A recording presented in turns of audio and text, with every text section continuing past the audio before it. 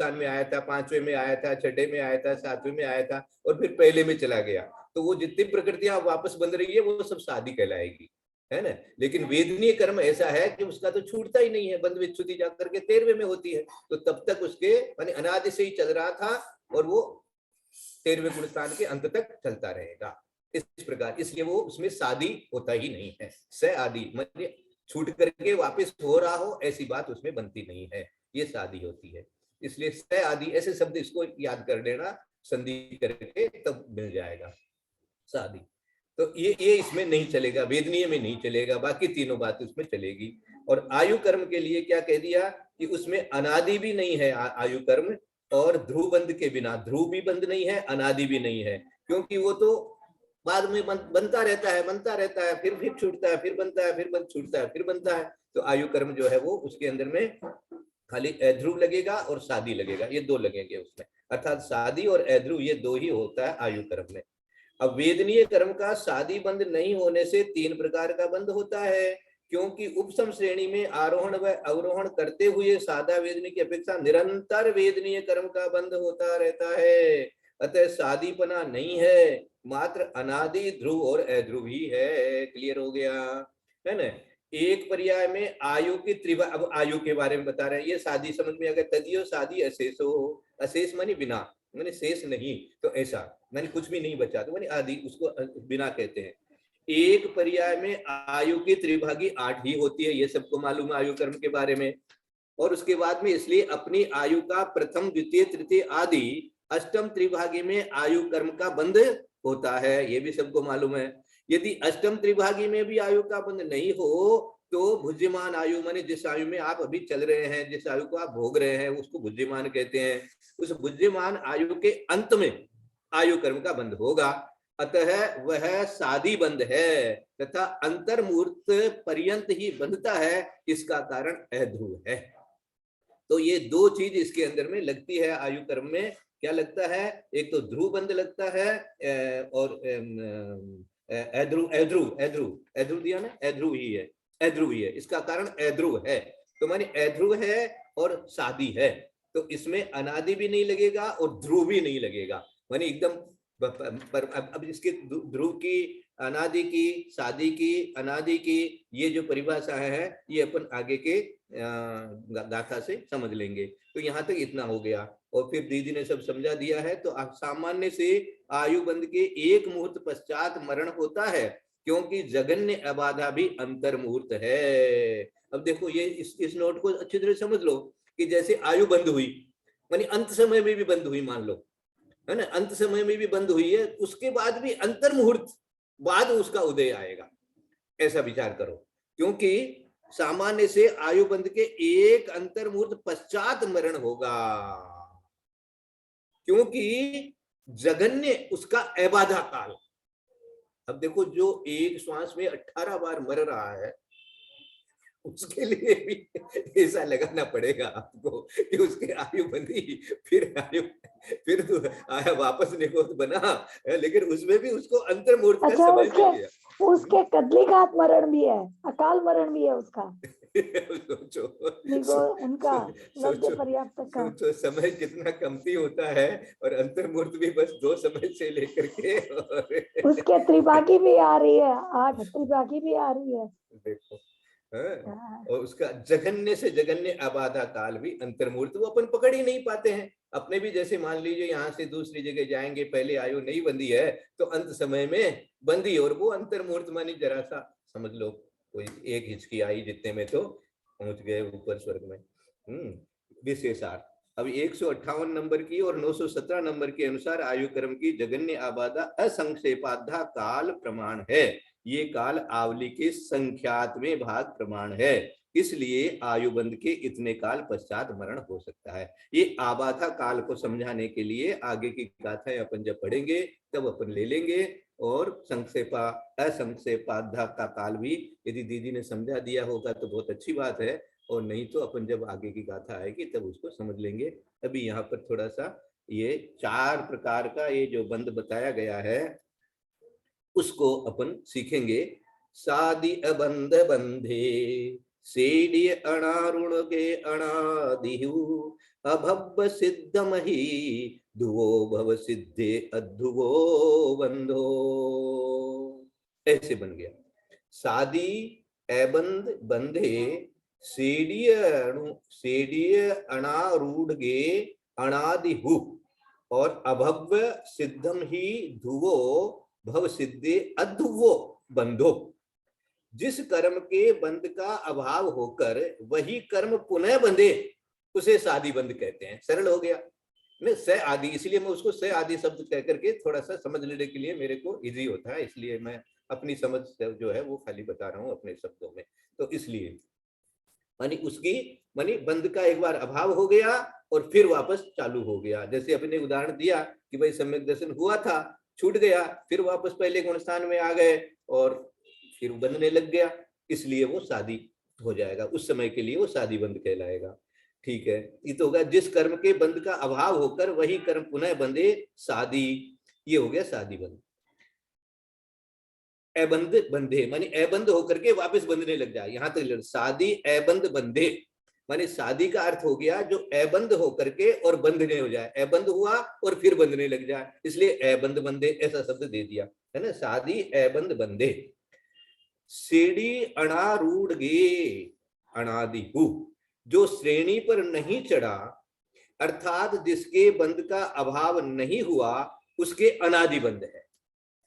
अब हम लोगों का मान लीजिए कभी श्रेणी में नहीं चढ़े, लेकिन हो भी सकता है कि श्रेणी में चढ़ भी गए हों, 11वें गुण स्थान तक जाकर के वापस आ गए हों, ऐसे जीव भी हम हो सकते हैं, इसमें भी कोई वो बने बाधा नहीं है, किसी के हो सकता है ना। फिर भी मिथ्यात्व में आ गए फिर वापस हो जाता है, ऐसा भी संभव है। मुनि बने थे, सम्यक दर्शन भी हुआ था, श्रेणी भी चढ़े थे, उपसम श्रेणी चढ़ गए और फिर वापस आ गए, आप मिथ्यात्व में आ गए, पंचम काल में आ गए, फिर यहाँ से तप करेंगे, फिर स्वर्ग में जाएंगे, फिर मनुष्य बनेंगे, फिर शायद सम्यक होगा, फिर शायद शपथ श्रेणी चढ़ेंगे। इस प्रकार का भी किसी को संभव है।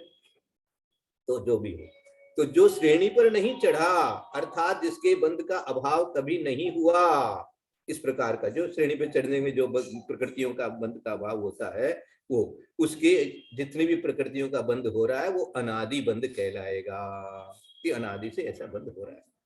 और जिस बंध का कभी अभाव नहीं होगा वह ध्रुव बंध है।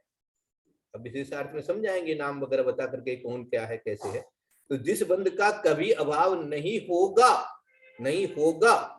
वह ध्रुव, भाई वो तो रहेगा ही रहेगा, चालू ही रहेगा। जैसे वेदनीय कर्म है, बता दिया ना, तो वेदनीय कर्म के तो ध्रुव बंध जो है वो माना है उन्होंने, है ना। अनादि ध्रुव और अध्रुवपने से क्या कह दिया था, शादी बंध बिना 3 प्रकार का, तो ध्रुवपना भी उसके अंदर में है। तो वेदनीय में तो 11वें 13वें गुण स्थान तक वो ध्रुव चलेगा, है ना, उसका कभी अभाव हुआ ही नहीं। तो जो श्रेणी अच्छा जिस बंध का कभी अभाव नहीं होगा माने अभी तक जो चल रहा है और आगे जाकर के हो जाएगा वो बात अलग है। तो वह ध्रुव बंध अभव्यों के ही हो, अच्छा यहाँ अभव्यों के लिए लिया है, इसके लिए ऐसा ध्रुव बंध तो अभव्यों के लिए लेगा। लेकिन जो भव्य जीव है उसके यदि मान लीजिए हो जाता है, दूरानुदूर भव्य की बात अलग है, उसके होगा कि नहीं होगा। लेकिन मान लीजिए जिसके होना ही नहीं है कभी, वो अभव्य है, तो वो उसके तो ध्रुव बंदी रहेगा, उसका अभाव कभी होगा ही नहीं, वो मिथ्यात्व में ही रहेगा। और मिथ्यात्व तो पूरे 120 की जो कुछ दिया है वो जितना बंद हो रहा है 117 का हो रहा है, तो 117 का बंद जो उसके चलता ही रहेगा, वो अनादि से है, इसलिए उसके लिए उसमें ध्रुव बंद लगा दिया। तो जिस बंद का कभी अभाव नहीं होगा वह ध्रुव बंद, ये ध्रुव बंद अभव्यों के होता है। और जिस बंद का अंत आ जावे वह अध्रुव है, ये बंद भव्यों के होता है। भव्यों के सारे जितने भी हैं, वेदनीय कर्म का भी जाकर के 13वें में तो होगा ही होगा कम से कम, इसलिए वहां जाकर के वो अध्रुव भी हो जाएगा। अभी तो वो भी माने ध्रुव नहीं है, अध्रुव है अपने लिए, भव्यों के लिए। और जो अभव्य है उसके लिए तो सारे जितने भी बंध है वो सारे वैसे के वैसे ही। विशेषार्थ ज्ञानावरण की 5 प्रकृतियों का बंध सूक्ष्म सांप्राय गुणस्थान पर्यंत माने 10वें गुणस्थान पर्यंत के जीव को था। पीछे वह जीव जब उपशांत कषाय गुणस्थान को प्राप्त हुआ, माने 11वें गुणस्थान में चढ़ा, किससे, उपशम श्रेणी से चढ़ा, तो उस समय उसके ज्ञानावरण के बंध का अभाव हुआ। वही जीव पुनः उतरते हुए नीचे सूक्ष्म सांप्राय में आया उस समय उसके जो ज्ञानावरण का बंध हुआ वही सादी बंध है। किसका? ज्ञानावरण का। ज्ञानावरण का वहां सादी बंध बना दिया। ठीक है ना? जीव जब तक श्रेणी को प्राप्त नहीं होता तब तक उसके अनादि बंध जानना। वो सारे अनादि बंध चल रहा है। जैसे ज्ञानावरण की बंध विच्छुत्ति सूक्ष्म साम्राज्य के अंत समय में होती है, उसके अनंतर जीव उपशांत कषाय गुण स्थान में पहुंचा। इसके पहले सूक्ष्म साम्राज्य के अंत तक ज्ञानावरण का अनादि कहा गया। अब और वही मैंने 11वें में गया और 11वें से वापस 10वें में आया, उस समय वो सादी बंध है। जिस समय जा रहा था उस समय तक अनादि बंध था। इन्होंने 10वें गुण स्थान की एक उदाहरण देकर के अपने को ज्ञानावरण कर्म के बंध की बात बता दी कि इससे अनादि और सादी को अच्छी तरह से समझ लो। कैसे समझ लें? कि जब तक छूटा नहीं था उसका बंध, कभी भी बंध विच्छुति हुई नहीं थी, तब तक के लिए वो अनादि था। और जैसे ही 11वें गुण स्थान में वो जीव पहुंचा तो उस समय उसका बंध जो है वो नहीं हो रहा है 11वें गुण स्थान में। तो अब मानी बंध छूट गया। अब वापस ये जब 10वें में आएगा, क्योंकि 11वें में जाने वाले को आना ही है, तो 10वें में जैसे ही आया उस समय भी उसके फिर ज्ञानावरणी कर्म का बंध होने लगा। तो वो सादी ज्ञानावरणी कर्म बंध हुआ। ज्ञानावरणी कर्म का सादी बंध हुआ है। और चढ़ते टाइम पर अनादि था और उतरते टाइम पर शादी हो गया। ये स्पष्ट यहाँ पर अपने को समझ में, शादी और अनादि का अंतर समझने के लिए ये उदाहरण अपने को ज्ञान में रखना चाहिए। अभव्य जीवों के ध्रुवबंध होता है, ये अपन ने पहले ही पढ़ लिया, क्लियर हो गया कि उसके तो कभी छूटने वाला है नहीं। जो उसका परिभाषा क्या है? जिस बंध का कभी अभाव नहीं होगा, होगा ही नहीं है, उसका नाम बंध, ध्रुवबंध है। पक्का है, बनता ही रहेगा, बनता ही रहेगा। क्योंकि निष्प्रतिपक्ष निरंतर बंधी कर्म प्रकृतियों का बंध अभव्य जीवों के अनादि अनंत पाया जाता है। भव्य जीवों के अध्रुव बंध है, अभव्य जीवों के अध्रुव है। क्योंकि भव्य जीवों के बंध का अंत पाया जाता है। जैसे ज्ञानावरण पंचक मतिष्क आदि की बंध विच्छुत्ति 10वें गुण स्थान में होती है, इस प्रकार सादी अनादि ध्रुव अध्रुव का लक्षण सबको समझ में आ गया होगा। नहीं समझ में आवे तो दोबारा पूछ लेना, लेकिन इसको अच्छी तरह याद रखना, क्योंकि ये शब्द जो है बाद में बार बार आएंगे। तो इसलिए सादी जो एक बार छूट के वापस होने लग जाए, सादी जिसका अभाव हुआ नहीं है, उसका अनादि जिसका अभाव होगा ही नहीं वो ध्रुव है, और जिसका अभाव हो जाएगा वो है ध्रुव। बस इतना याद रख लो। सेडी अनारूढ़ का क्या अर्थ है? सेडी अनारूढ़, सेडी माने श्रेणी। अच्छा, श्रेणी, सेडी। देखो इसका संस्कृत पढ़ता हूं मैं आपके लिए। सादी संस्कृत पढ़ता हूं मैं 123 की। सादी अबंध बंदे श्रेण्यनारोह के अनादिहिम अभव्य सिद्धे ध्रुवो भव्य सिद्धे अध्रुवो बंध है। बहुत क्लियर है ना? अभव्य सिद्धम ही, अभव्य सिद्ध के लिए, अभव्य के नाम के साथ में सिद्ध जोड़ा है, पहले भी आया था। भाई साहब प्रणाम। कि मतलब कि ध्रुव अध्रुव तो भविष्य की अपेक्षा हो गया, होगा नहीं होगा। और जो भूत की अपेक्षा, तब थोड़ा शायद याद रह जाएगा कि सादी अनादि तो भूत की अपेक्षा कि न हुआ था, नहीं क्या? ठीक है। और वो होगा और नहीं होगा, हाँ ठीक है, भविष्य की अपेक्षा। ठीक है। नहीं, याद रखने के लिए, नहीं तो कंफ्यूज हो जाते हैं हम लोग तो सादी ध्रुव इन सब में कि वो क्या है। सुनते हैं तब तो लगता है हाँ सब आया, पर पता नहीं। देखो शादी को तो बहुत सरल सारे समझ लो। मैंने जैसे विश्लेषण किया ना, से आदि पर छूटा है फिर वापस हो रहा है, इसलिए से आदि। ये वर्तमान हो गया और वो भविष्य की अपेक्षा हो गया, ध्रुव अध्रुव। हाँ ऐसा कह सकते हैं, कह सकते हैं। मतलब याद करने के लिए हाँ, कि हाँ, भविष्य, हाँ, भविष्य में कभी होगा ही नहीं, इसलिए हाँ बस एक अभव्य शब्द भी याद रख लो साथ में। हाँ कि जो ध्रुव बंध है वो खाली अभव्य के लिए ही है। ये अभव्य बात के, इन्होंने इस हाँ, 123 नंबर की गाथा में बहुत अच्छी तरह से बता दी। अभव्य सिद्धम ही ध्रुवो, है ना? अभव्य सिद्धे ध्रुवो, ध्रुवो अभव्य की सिद्ध के तो ध्रुव ही होता है। और भव्य सिद्धे अदुव्वो बंधो, जो भव्य सिद्ध है ना? भव्य सिद्ध जो है मानी भव्य जीव जो है वो उसके क्या होगा? अध्रुव बंध ही होगा। अध्रुवीय, क्योंकि उसके कभी ना कभी अभाव हो जाएगा। तो आप भविष्य के हिसाब से बिल्कुल सही सोच रहे हो कि भविष्य की अपेक्षा से यहाँ पर ऐसा कथन बन गया, तो ध्रुव अध्रुव को भविष्य के हिसाब से लगा लेना और उसको लगा लेना। बहुत अच्छा आपने चिंतन किया है, कोई बात नहीं। थोड़ा आगे गाथा ले लेते हैं, समय है अपने पास में। अब उत्तर प्रकृतियों में इन चार बंदों की विशेषता कहते हैं। घादितिमिच्छ कषाया भय तेज गुरु दुगणिमिन्न वर्ण चओ सत्ते ताल धुवाणम चदुधा शेषाणयम तु दुधा। घादि तिमिच्छ कषाया भय तेज गुरु दुग निमीणवन्नच्च ओ सत्ते ताल धुआणम सदुधा शेषाणयम तु दुधा। अब देखो, घादि घादिति, घादिति माने तीन, तीन घातियां। किसको छोड़ दिया? मोहनीय को छोड़ करके बोल रहा है। मोहनीय के बिना तीन घातिया कर्मों की 19 प्रकृतियां, मिथ्यात्व, 16 कषाय, भय, जुगुप्सा, तेजस, कारमाण और अगुर लघु युगल तथा निर्माण, विरणादि चार, ये 47 प्रकृतियां ध्रुवबंधी कहलाती हैं। इनका सादी इत्यादि चारों प्रकार का बंध होता है तथा शेष का 2 प्रकार का बंध होता है। नीचे क्या शंका उठाई है, 1 नंबर में पढ़ो। मिथ्यात्व को ध्रुवोदयी क्यों नहीं माना? ध्रुवबंदी तो माना है, क्योंकि ये प्रकृति बंध विच्युति तक बराबर निरंतर बंद होने से ध्रुवबंदी कहलाती है। वैसे ही उदय विच्छेद तक निरंतर उदय आते रहने से इसे ध्रुवोदयी, एक नया नाम आ गया, ध्रुवोदयी भी कहना चाहिए। पर मिथ्यात्व को ध्रुवोदयी नहीं कहा, तो फिर इसे 47 ध्रुवबंदी प्रकृतियों में भी नहीं कहना चाहिए, या फिर ध्रुवोदयी भी कहा जाए। समाधान, जब तक बंध विच्छुति नहीं होती, जब तक बंध विच्छुति नहीं होती, तब तक निरंतर बंधने वाली प्रकृति ध्रुवबंदी है। अब देखो, ध्रुव के लिए क्या दिया था? ध्रुव का अर्थ बताया था जिसका अभाव कभी होगा ही नहीं। तो अब उसके अभी तक हुआ ही नहीं है, इसलिए तब तक के लिए यहाँ ध्रुवबंदी है। इस प्रकार से भी एक कथन चल रहा है। किंतु उदय में यह विवक्षा नहीं है।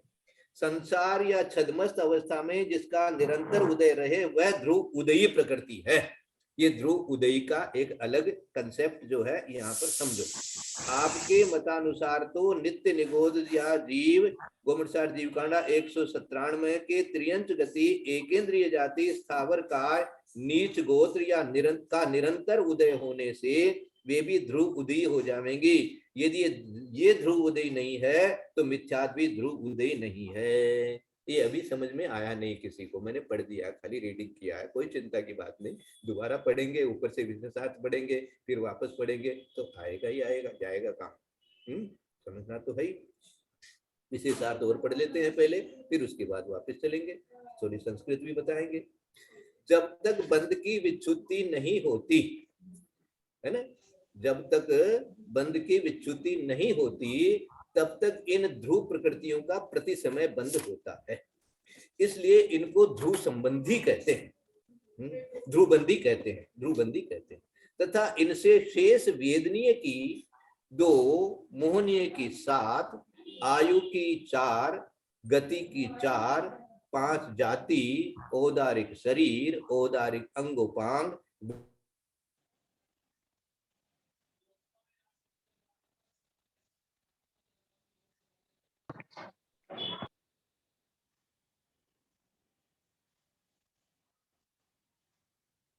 भाई साहब आवाज नहीं आ रही है।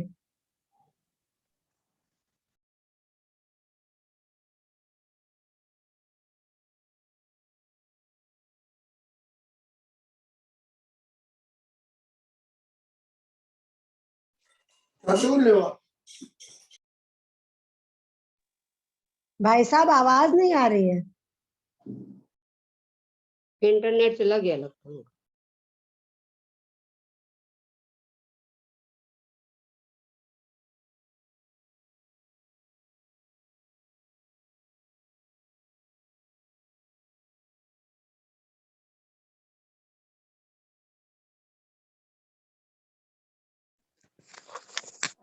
ललिता जी प्रणाम। आप बोलिए ना, उनका जो है नेट गया। वो तो शायद एग्जिट हो गए भैया जी। एग्जिट ही हो गए। हाँ। सोनू कहाँ हो आजकल? एक प्रश्न पूछूं?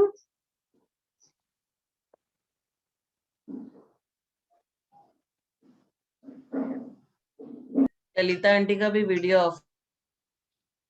हाँ, आज विजया जी का भी ऑफ है, ललिता जी का भी ऑफ है, झांझरी जी का भी ऑफ है, पता नहीं। मैं तो हूँ मंजू दीदी, मैं हूँ। नहीं, आप हो, आप दिखते नहीं हो तो अच्छा नहीं लगता है। नहीं नहीं, वीडियो ऐसा ऑफ नहीं था है। आपका, आपने इसीलिए। वीडियो ऑफ क्यों कर लिया?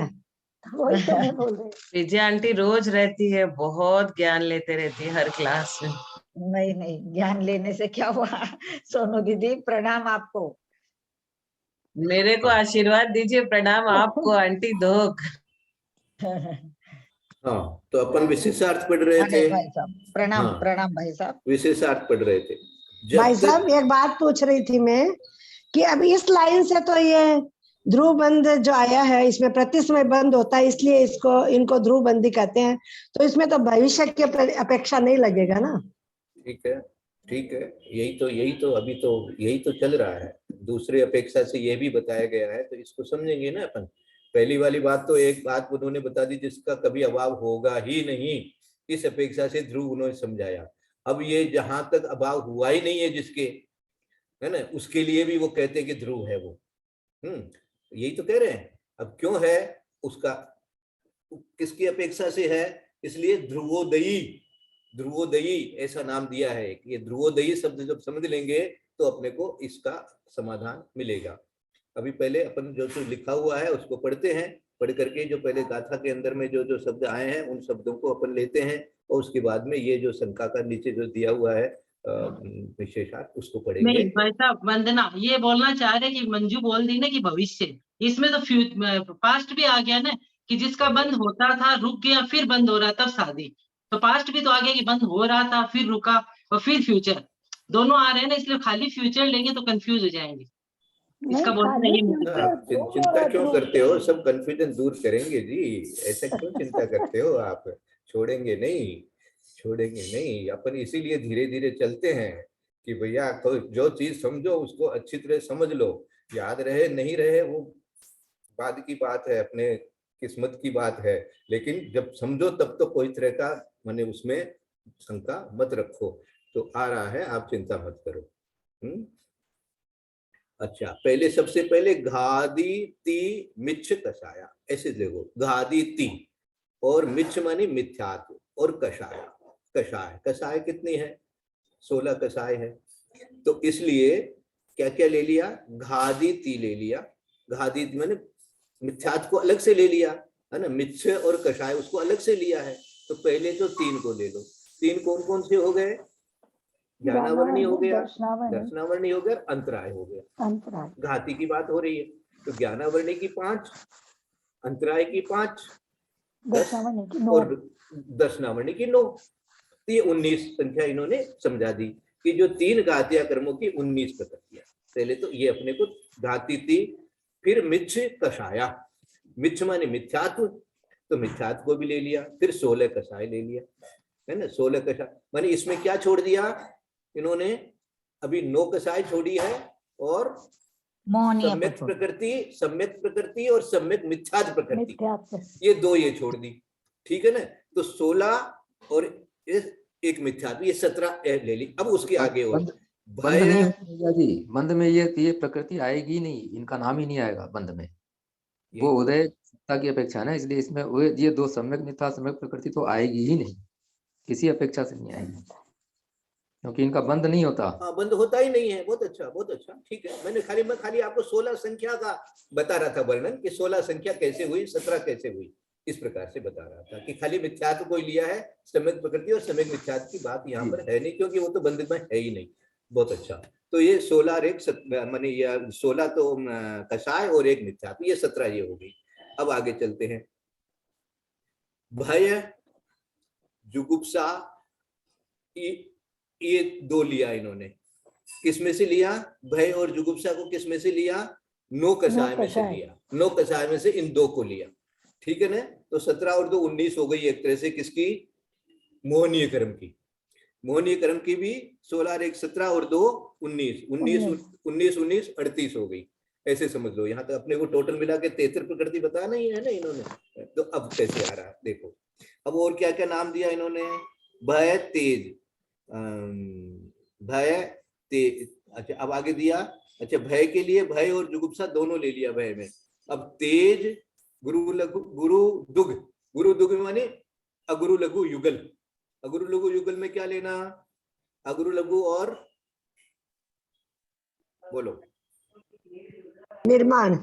उपघात, उपघात। नहीं उपघात। नहीं, उपघात उपघात उपघात। उपघात है। बहुत अच्छा। तो अगुरु लघु दिया है, हाँ मोहनी की साथ हो गई। वेद ने अच्छा जब तक विदुष नहीं तब तक ध्रुव प्रकृतियों प्रदेश से बंद होते, इसलिए इनको ध्रुव बंदी रहता है। इससे शेष वेदने की 2, की 7, आयु की 4, गति 4, ये बाकी के लिए। अच्छा और क्या लिया?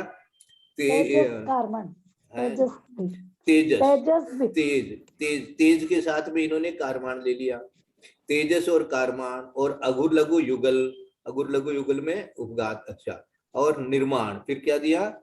निमिण, निमिण मानी निमिण मानी निर्माण, और वर्ण चय और वर्ण, वर्ण भी चय मानी वर्ण भी। अब सत्ते ताल दुआणम, ये सत्ते ताल, ताल कहते हैं 40 को, तो सत्ते माने 7, 7 और 40 मिलाकर के 47। अब बोलो ये 47 हुई कि नहीं हुई? गिनो पहले। हो गई 19 और 19 48 तो ये हो गई थी। 38 तो वो हो गई थी। और 38 में अब ये 9 और है देखो, तो युगल हो गई। 1 2 4, 1 5 और 4 9। कैसे हुई? तेजस 1, कारमण 2, अगुरु लगी 2 माने 2 और 2 4, निर्माण 5 और वर्ण आदि 4 वर्ण, ये 9। तो ये 9 38 में 9 जोड़ेंगे तो 47 हो जाएगी। 47 मिल गई। ये 47 प्रकृतियां क्या है? सत्ते ताल ध्रुवाणम, ये ध्रुव है, ये ध्रुव है। अब इनको ध्रुव कह दिया तो क्यों कह दिया भाई? क्योंकि आपने तो ध्रुव की परिभाषा ये कही थी कि जिसका बंध कभी होगा ही नहीं, तो ये तो मिथ्यात्व को भी आपने ध्रुवबंदी कह दिया हमारे लिए। तो इसने तो भव्य अभव्य की बात तो डिफरेंस तो किया नहीं, आपने तो सीधा कह दिया कि ये तो ध्रुवबंदी है। तो जिनके अभी तक बंध छूटी ही नहीं है, इसके लिए वो ध्रुवबंध ऐसा कह करके कह रहे हैं। ये क्यों कह रहे हैं? अब फिर अब ये कह देंगे कि ऐसा यदि ध्रुव का अर्थ करेंगे आप, तो फिर अनादि में इसमें क्या फर्क हुआ? वो तो अनादि जैसा हो जाएगा। उसका इसे जो कंफ्यूजन हो रहा है ना, वो इसीलिए हो रहा है। तो अब इसको समझना है अपने को कि अब क्या दिया? मोहनीय के बिना 3 घातीय कर्मों की 19 प्रकृतियां। भैया जी इन्होंने कहा है कि जब तक बंध की विच्युति नहीं होती, अभी पढ़ा था ना आपने, जब तक बंध की विच्युति नहीं होती उस बंध का ध्रुव बंध, मतलब तब तक होते ही रहेगा सबको, इसलिए इसको ध्रुव बंदी कहा। हाँ। वो उदय अभी तो आएगा, वो ध्रुवोदय अभी तो काम आएगा।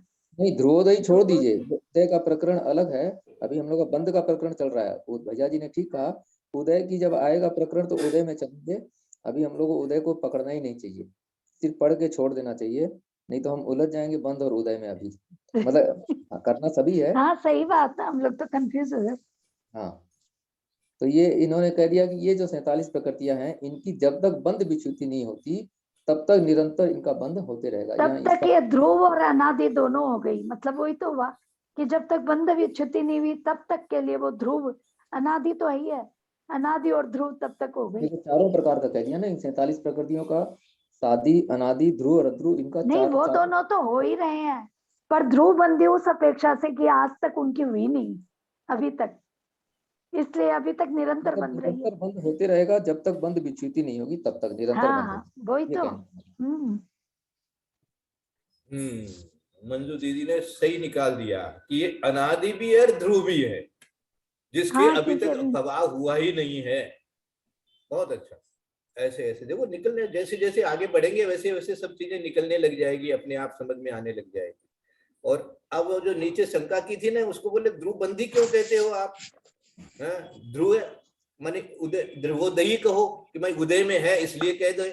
तो बोले नहीं, ऐसा नहीं, ऐसा नहीं है। ये भी समाधान अपन आगे पढ़ेंगे। आज की क्लास का समय मेरे ख्याल से करीब हो गया है, क्योंकि आप लोगों को अगली क्लास को अटेंड करने का थोड़ी तैयारी। नहीं, एक बार इसको तो कर दीजिए। हाँ, जितना होता है उतना तो कर ही लेते हैं। ठीक है, तो ये 47 संख्या तो अपने को समझ में आ गई। एक बार कैसे कैलकुलेशन हुआ, तो इनका शादी इत्यादि चारों प्रकार का बंध होता है ना। चतुधा शेषाणयम तु दुधा, और चारों प्रकार का होता है। शेष का 2 प्रकार का बंध होता है। अब ये ध्रुव बंदी में और बाकी के माने इनमें ध्रुव बंध भी घटाया है, खाली इन 47 प्रकृतियों में। इन 47 प्रकृतियों के लिए उन्होंने ध्रुव बंध घटाया है, सबके लिए नहीं घटाया है, देखो याद रखो, है ना। तथा शेष का 2 प्रकार का बंध होता है। शेष का 2 प्रकार का बंध कौन कौन सा हुआ? शादी और अध्रुव। ध्रुव और शादी, अध्रुव और शादी और शादी। अच्छा, तो इन शादी इत्यादि चारों प्रकार का, इनका शादी इत्यादि चारों प्रकार का बंध, ध्रुव बंध भी हो गया, अनादि बंध भी हो गया, और ये भी हो गया। ये प्रकृतियां हैं। क्यों? मिथ्यात्व, 16 कषाय, भय और जुगुप्सा यहाँ तक लिया, और उसके बाद में तेजस, कारमान, अगुरु, लघु युगल, निर्माण और वर्णादि 4। इन 47 प्रकृतियां ध्रुव बंदी कहलाती है। विशेषार्थ पढ़ करके इन 47 के अलावा बाकी 73 हो गई, है ना। 47 और 73 कितनी होती है? 120। तो इन 47 को हटा करके बाकी के नाम यहाँ पर विशेषार्थ में दिए इन्होंने। तो इसलिए विशेषार्थ में अपन ने जो कुछ पढ़ा है वो इन 47 को छोड़ करके बाकी जितने भी नाम आएंगे वो 73 दे दिया। तो उनको इन्होंने कह दिया कि तथा लास्ट लाइन पढ़ता हूं, तथा गोत्र कर्म की 2, ये 73 प्रकृति अध्रुव बंदी है। इन प्रकृतियों के शादी और अध्रुव बंद ही होता है। इन 73 प्रकृतियों के शादी होगा या तो एक बार छूट करके वापस होने लगेगा, और अध्रुव बंद है मानी कभी छूटा ही नहीं हो, ऐसी बात नहीं है। जैसे अब देखो इसमें उदाहरण बनाओ, जैसे औदारिक शरीर है। अब औदारिक शरीर छूटता है फिर बनता है, छूटता है फिर बनता है ना। तो इस तरह से ये सब संस्थान भी इसी तरह से लेना, जाति भी इसी तरह से लेना, गति का भी इसी तरह से लेना। तो ये इन प्रकृतियों में और ऊपर जो नाम दिए हुए हैं उन कर्म में, जैसे तेजस, कारमान नाम दिया था ऊपर, वो कभी छूटती नहीं है, तो इसलिए उसको अध्रुव कह दिया। समझे कि नहीं समझे? ये इस तरह से देखो, इन प्रकृतियों के नाम से अपने को समझ में आ गया कि उनको अध्रुव क्यों कहा, कि उनके तो जो है वो चारों प्रकार का बंध हो रहा है। अध्रुव भी हो रहा है, अनादि भी हो रहा है, शादी भी हो रहा है, अनादि भी हो रहा है। और बाकी जो ये जो 73 प्रकृतियां हैं, इनके खाली 2 ही प्रकार का बंध बताया। इन प्रकृति के शादी और अध्रुव बंध ही होता है। ये आज का थोड़ा सा तो समझ में आ गया, बाकी और विशेष पढ़ना होगा तो अपन कर देंगे, कोई जल्दी नहीं है। ठीक है। यदर्थ मात्रा पदिवाक्यहीनं मया प्रमादादधि किंचनोक्तं तन्मे क्षमित्वा विदधातु देवी सरस्वती केवल बोधलब्धिं। बोधि समाधि परिणाम शुद्धि स्वात्मोपलब्धि शिव सौख्य सिद्धि। चिंतामणिं चिंतित वस्तु दाने स्वाम बंधमानस्य मम सुदेवी। जावाणी के ज्ञान से सुहे लोकालोक सोवाणी मस्तक नमो सदा दे तुम लोग। ये जिनवाणी भारती सोई जपो दिन रहे जो तेरा करना गए सो पावे सुखै। देव भजो अरहंत को गुरु से हो निर्ग्रंथ दया धर्म पालू सदा यही मोक्ष का पंथ। बोले द्वादशांग जिनवाणी माता की जय।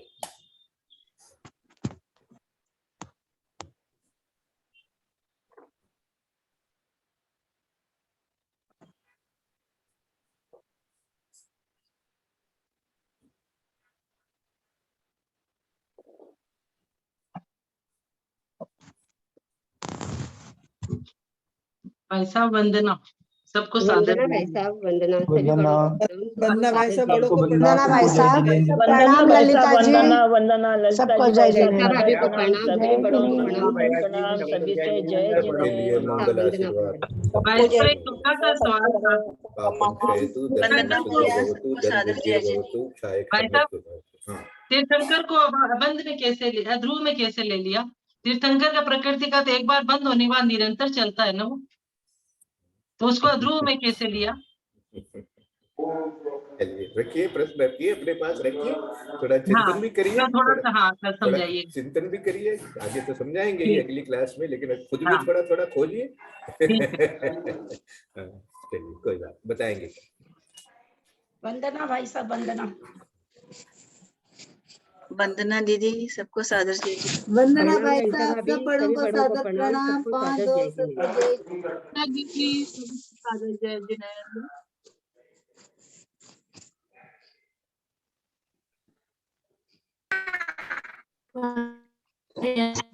सभी को सादर।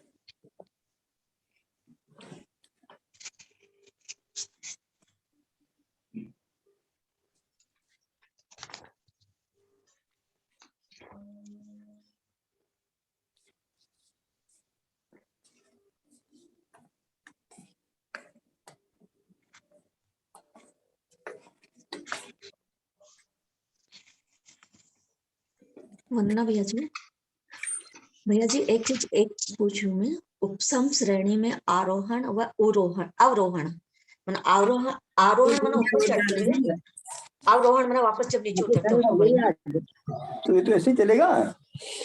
अभी जो हीरा दीदी पूछी थी, तीर्थंकर प्रकृति का बंध अध्रुव में क्यों कहा है?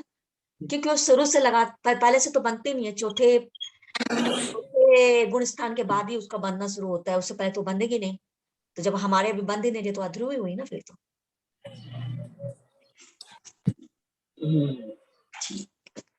ठीक है भैया जी।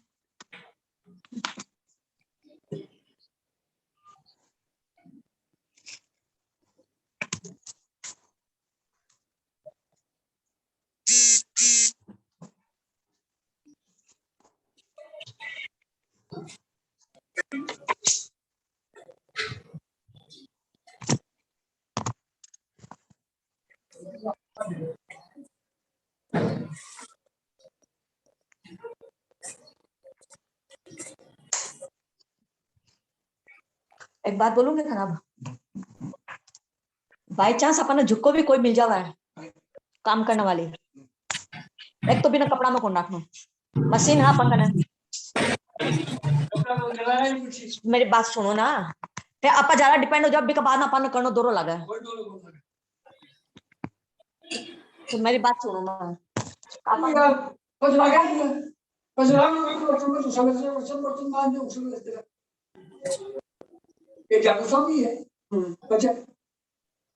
आप तो जो समझो कोई बात ना, अपन दिक्कत हो रही है ना काम करने में। कोई दिक्कत को नहीं यार, कोई दिक्कत को नहीं। चलो मैं तो पानी भूख रही।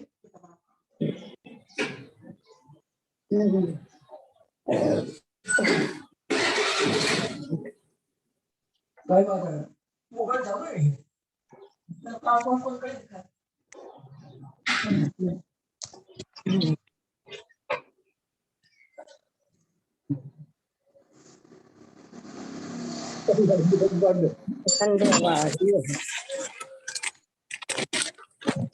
सोनू भी बंद, सोनू बंद कौन कोई, सोनू भी हाल ग्रुप में ही है और चुप चुका घर में आवाज हो रही है, बिकी आवाज आ रही है।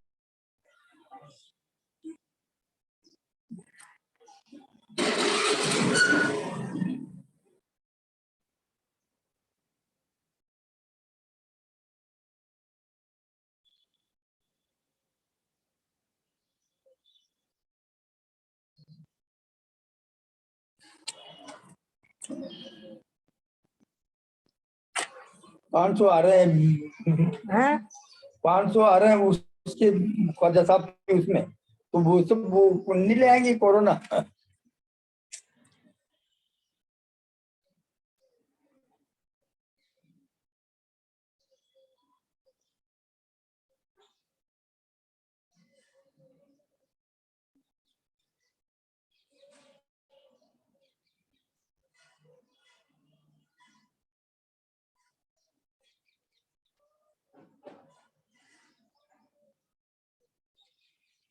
वरना तो 10 बजे धूप तेज हो जाती थी, आज तो तेज नहीं है, ठंड हो रहा है।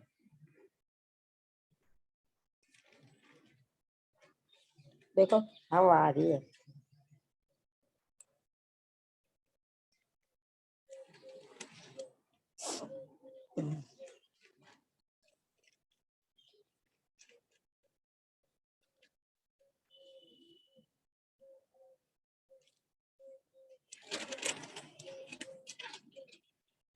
सरकार जोर दे रही है मोटा अनाज काम में ले।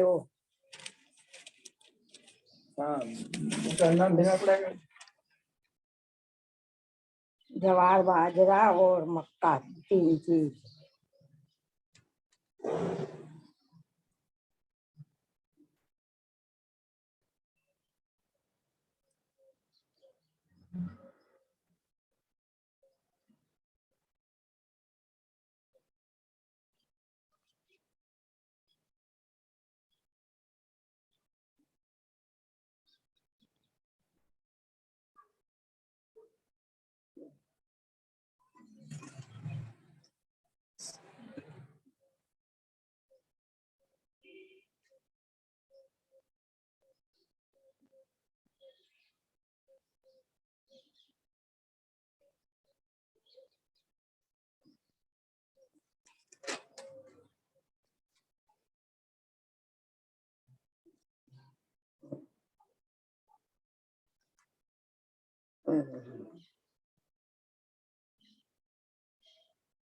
यहाँ तो कोई 3 तारीख है ना, जो असर तो आएगा ना।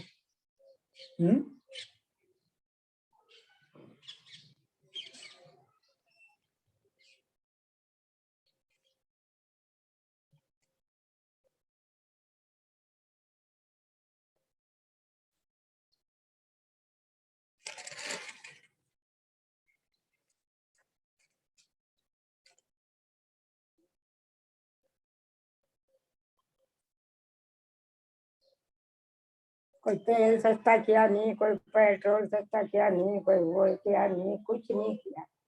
पता नहीं क्या क्या नई नई चीजें। ये डिजिटल में क्या होगा? ये डिजिटल करेंसी चालू करी है। डिजिटल करेंसी चालू करी है, वो क्या है?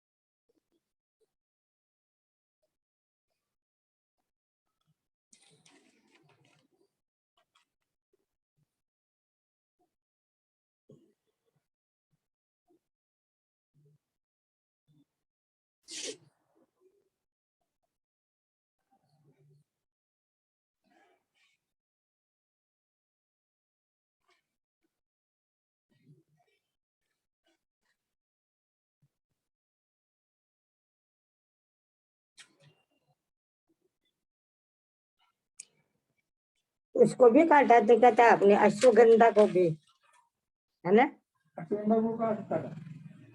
चिड़िया ने इसमें जो फूल है ना उनको खाते, फूलों में जो अंदर बीज दिखे ना जो खाती है वो काली चिड़िया है। मैंने नहीं काटा उनको।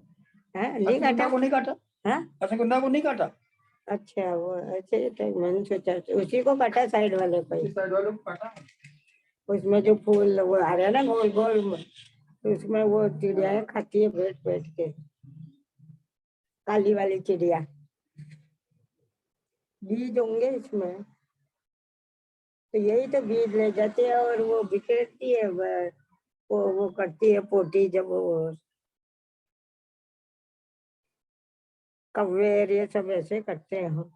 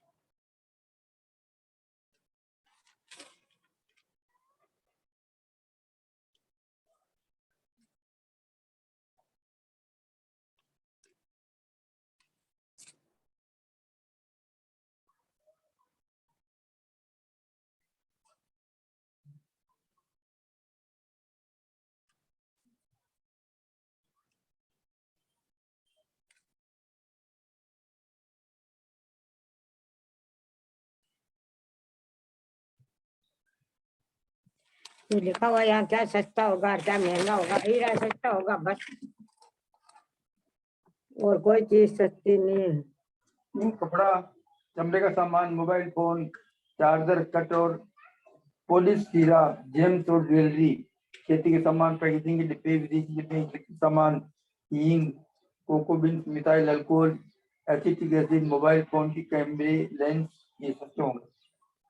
विदेशी छाता, imitation jewellery, loud speaker, handphone, earphone, smart meter, capital goods, solar cell, modular accessory, machine, electronic खिलौने के पार्ट्स, एलईडी लाइट। हाँ क्या क्या है ये? कोई अपना कोई काम का नहीं, कोई का अपना काम से कोई नहीं है। पहले पहले गए साल मेहंदी सस्ती करी थी शायद, अब के हींग सस्ती करी है। कौन सी मनो हींग खा रहा है क्या कोई? हमारे चाची नहीं है घर में, अब के हींग लाना अपने। बहुत हवा चल रही है बाबा। अच्छा बन गई पापड़िया, और एक दफा बना लेंगे, अब क्या बनाने में ही आपदा है, बाकी तो कोई पैसे तो ज्यादा नहीं लगते हैं। अच्छा थोड़ी रमेश जी के भेजनी पड़ेगी।